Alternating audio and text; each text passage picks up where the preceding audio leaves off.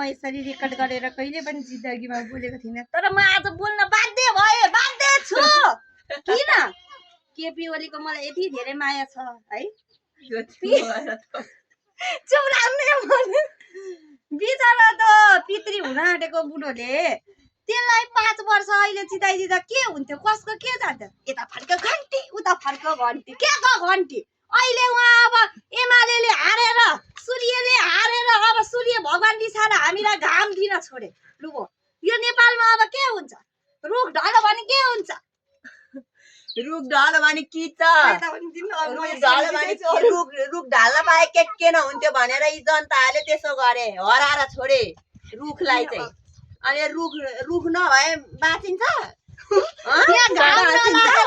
अहिले यहाँ सूर्यले र रुखले हालेपछि लु अक्सिजन कहाँबाट आउँछ? जाउला घाँस काट्न जाउला, ती रुखमा नहाने लु जाऊ त, तिमीहरूको हात म किच्याउँछु त्यहाँ भेटे भने। खाली युवा अरे त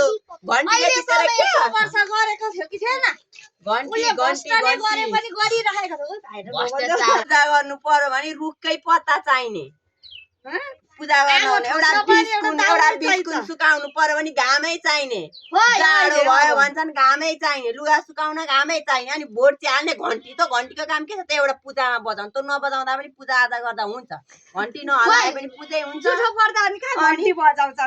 खाली घन्टी भनेका छन्, घन्टी यी युवा यी बच्चाहरूले अब आउने बच्चाहरूले साह्रो दुःख पाउँछन्।